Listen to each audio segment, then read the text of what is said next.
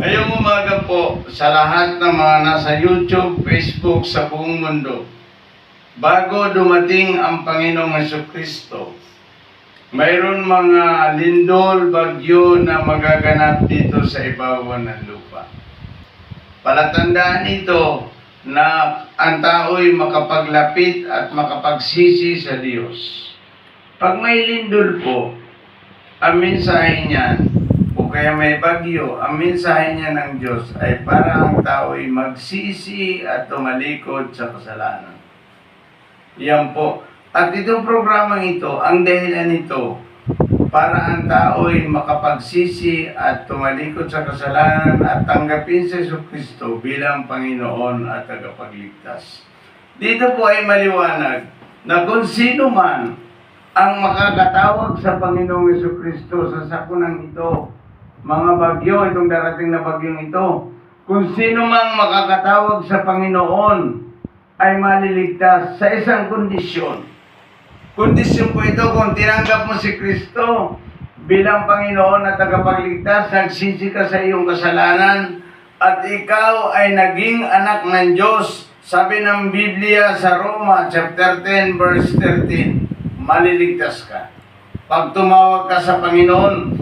Kasi ang pinapakinggan ng Diyos, yung mga taong nagsisi at naging matuwid ang kanyang buhay dahil sa kanyang pananampalataya sa Diyos. Iyon ang papakinggan ng Diyos. Sinabi niya dito sa mga awit, ay ganito po ang sabi niya sa Psalms chapter 1 verse 6, ay ganito po ang sinasabi niya. Psalms chapter 1 verse 6, for the Lord watches over the way of the righteous, but the way of the wicked will perish. Ang mga matuwid na tao lamang ang mga maliligtas, sapagkat sa Kanya nakatingin ang Diyos. Sino yung mga matuwid na tao? Yung mga taong nagsisi sa Kanyang kasalanan at tinanggap si Jesucristo bilang Panginoon at tagapagligtas. Iyon ang maliligtas. Kasi di natin alam itong bagyong ito, magbabagsakan ang mga ang mga bahay natin. Pero pag kayo ay hindi nagsisi at sumampalataya kay Jesucristo at hindi nyo tinanggap ang Panginoon ni Jesucristo bilang Panginoon at tagapagligtas, hindi nyo pinapasok sa inyong puso, kayo po ang tatamaan nito. Maliwanag yan, sabi niya dito, for the Lord overwatches the way of the righteous. Kung mga taong matuwid lamang ay ililigtas ng Diyos ito. Pero yung mga taong hindi nagsisisi sa kanyang kasalanan at walang Kristo sa kanyang buhay, yun po ang mamamatay dito.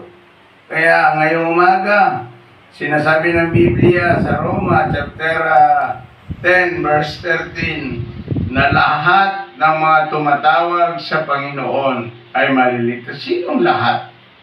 Yung mga taong lahat na nagsisi. Yung mga tao lamang.